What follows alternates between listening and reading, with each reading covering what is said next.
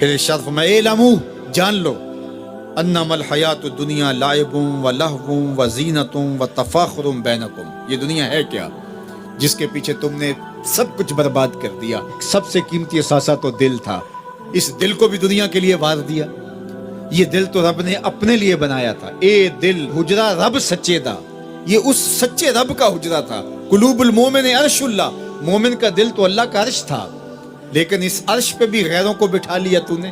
جو تخت اس کا تھا، جس تخت پہ اس کی تجلیات کا نزول جلال ہونا تھا، اس دل پہ درہم و دینار اور ڈالر اور پاؤنڈ اس دل کے اوپر بٹھا لیے، یہ دل کے اوپر بٹھا لیے۔ یہ دل تو حجرہ رب سچے کا تھا، تو نے اس دل کو بھی اجاڑ دیا۔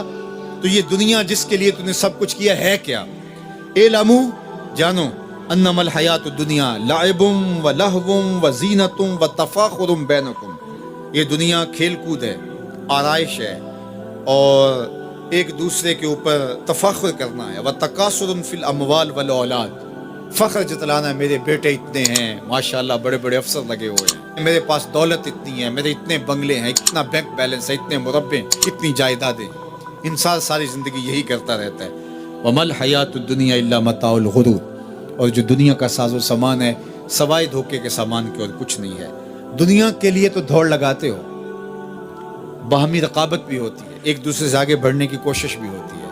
اللہ فرماتا ہے آؤ مسابقت کرو، آگے بڑھنے کی کوشش کرو، الی مغفرۃ، مغفرت کی طرف، من ربکم، جو تمہارے رب کی طرف ہے، وجنۃ ارضھا کعرض السماء والارض، اس جنت کی طرف آگے بڑھنے کی کوشش کرو جس کی چوڑائی زمین و آسمانوں کے برابر ہے۔ زمین و آسمانوں کو پھیلا دیا جائے تو یہ جنت کی چوڑائی بنتی ہے، جس کی چوڑائی اتنی ہے اس کی لمبائی کتنی ہوگی۔ تو فرمایا اس دنیا کے لیے تو بھاگتے ہو جو ختم ہو جانے والی ہے، آؤ بھاگو اس جنت کی طرف جس کی چوڑائی زمین و آسمان کے برابر ہے۔ اعدت للذین آمنوا باللہ ورسولہ، یہ اہل ایمان کے لیے تیار کی جا چکی، وہ موتیوں کا محل، وہ یاقوت کا محل، وہ زبرجد کا محل، وہ خالص مشک کا محل جو تمہارے لیے بنایا ہوا ہے، تم نے جانا ہے، اور تمہیں دروازہ کھولنے کی بھی ضرورت نہیں ہے، منتظر دربان کھڑے ہیں جو تمہارے لیے دروازہ کھول کے تمہیں مرحبا کہیں گے اور سلامتی تمہارے اوپر پیش کریں گے، وہ تمہارے لیے تیار کر چکا ہے۔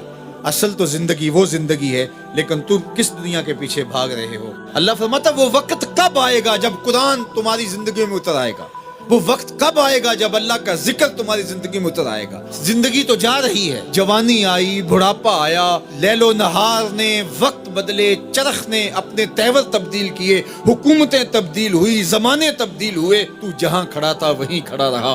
40 سال عمر عزیزت گزشت، مزاجے تو از حال طفلی نہ گشت۔ سادی کہتے ہیں 40 سال عمر گئے لیکن تیرا بچپنا نہیں گیا، اور رومی کہتے ہیں داڑھی تیرے بعد آئی اور سفید ہو گئی اور تو کالے کا کالا ہی رہا۔ تیرے اندر نور نہیں آیا، تیرے اندر روشنی نہیں آئی، یہ تیرے بعد آئی اور پھر سفید بھی ہو گئی، لیکن تو ابھی تک کالے کا کالا ہے۔ رب کہتا ہے وہ وقت کب آئے گا تمہارے سینے میں قرآن اترے، وہ وقت کب آئے گا ذکر سے تمہارے دل میں ارتعاش پیدا ہو، جب تم رب کا نام لو تمہاری آنکھیں آنسوں کا خراج دینے لگے۔ وہ وقت کب آئے گا جو ہی قرآن کھلے چھم چھم تمہاری آنکھیں برسنے لگے۔ الم یعن للذین آمنوا، وہ وقت کب آئے گا اہل ایمان کے لیے، ان تخشع قلوبہم لذکر اللہ وما نزل من الحق۔ اللہ اکبر، اللہ ہمیں وہ آج دن نصیب کر دے کہ قرآن سے یوں جڑ جائیں کہ قرآن کو پڑھیں، قرآن کے حرفوں سے نور پھوٹتا ہوا، درد پھوٹتا ہوا ہماری روحوں میں اترنے لگے، ہمارے قلوب میں اترنے لگے، اور ہماری آنکھیں آنسوں کا خراج دینے لگے۔ اب میں اور آپ دیکھیں ہماری زندگی قرآن کے ساتھ، اللہ کے ذکر کے ساتھ، اس کی یاد کے ساتھ کہاں تک جڑی ہوئی ہے۔ ہماری زندگی میں کہے کتنے ہیں، تفکرات کتنے ہیں، ہماری زندگی میں ٹھٹھے اور مذاق کتنے ہیں، اور عبرت حاصل کرنے کے مواقع ہماری زندگی کے اندر کتنے ہیں۔ اللہ کی بارگاہ میں یہ مانگنا چاہیے، چونکہ دلوں کے اندر حرص، ہوس، خواہشات بہت کچھ جنم لیتی، اور انسان ان خواہشات کو پورا کرنے کے لیے پھر دیوانہ ہو جاتا ہے، اور وہی دیوانگی اس کو حلال اور حرام کی تمیز ختم کر دیتی ہے۔ جب کسی چیز کو حاصل کرنے کا جنون پیدا ہوتا ہے تو پھر جنون اندھا ہوتا ہے، پھر وہ سوچتا ہے کہ یہ چیز میں نے ہر صورت حاصل کرنی ہے، تو اس کو حاصل کرنے کے لیے پھر وہ قدروں کو پامال کر دیتا ہے، حقوق کو پامال کر دیتا ہے، شرم و حیا اتار دیتا ہے، حتیٰ کہ وہ اللہ کے بتائے ہوئے اصول اور ضوابط اور طریقے ان کو بھی پامال کر دیتا ہے۔ کسی کا خون نچوڑنا پڑے، کسی کا حق غصب کرنا پڑے، کسی کا مال لوٹنا پڑے، وہ اپنے ہدف تک ہر صورت پہنچنا چاہتا ہے کہ یہ میرا ہدف ہے، میرے پاس اتنی جائیداد ہونی چاہیے، مجھے یہ حاصل کرنا ہے اور ہر صورت حاصل کرنا ہے۔ تو اگر یہ ہرس ہی مٹ جائے، یہ ہوس ہی کم ہو جائے، تو پھر انسان کی زندگی سوکھی ہو جائے گی، وہ جہاں ہوگا وہاں مطمئن ہوگا۔ تو اللہ کی بارگاہ میں یہ دعا مانگنی چاہیے کہ مالک میری آرزویں کم ہو جائیں اور میری ایسی آرزو میرے سینے میں پنپنے نہ پائے جس آرزو سے تو نے منع کیا ہوا ہے۔ آرزویں بڑھتی رہتی ہیں، ایک آرزو پوری ہوتی ہے تو اس کے ساتھ دوسری آرزو کھڑی ہوتی ہے، وہ پوری ہوتی ہے تو تیسری آرزو کھڑی ہوتی ہے، وہ پوری ہوتی ہے تو چوتھی آرزو کھڑی ہوتی ہے۔ تو بندہ سفر کرتا ہے، یہ پوری کر لوں، یہ پوری کر لوں، یہ پوری کر لوں، لیکن آگے پھر آرزویں کھڑی ہوتی ہیں۔ تو پھر کہیں اس کو جو ہے وہ فل سٹاپ تو لگانا پڑے گا کہ اس سے آگے نہیں ہے۔ تو جب وہ فل سٹاپ لگا لے گا تو پھر اس کی زندگی سوکھی ہوگی۔ لیکن جب آرزویں اسے کہیں ٹھہرنے نہیں دیتی تو قبر کے کنارے تک بھی اس کی آرزویں تکمیل پذیر نہیں ہوتی۔ وہ غالب نے کہا تھا، ہزاروں خواہشیں ایسی کہ ہر خواہش پہ دم نکلے، بہت نکلے میرے ارمان لیکن پھر بھی کم نکلے۔ تو جتنے بھی دنیا کے اوپر لوگ اپنی زندگی کے مقصد کو فراموش کر دیتے ہیں، وہ آرزوؤں کا شکار ہو جاتے ہیں، اہوا کا شکار ہو جاتے ہیں، خواہشات کے اسیر اور قیدی ہو جاتے ہیں۔ لیکن خواہشات بڑھتی چلی جاتی ہیں اور انسان کی کبھی بھی تکمیل نہیں ہوتی۔ حضور نے فرمایا ابن آدم کو اگر ایک وادی سونے کی دے دی جائے تو وہ دوسری وادی کی آرزو کرے۔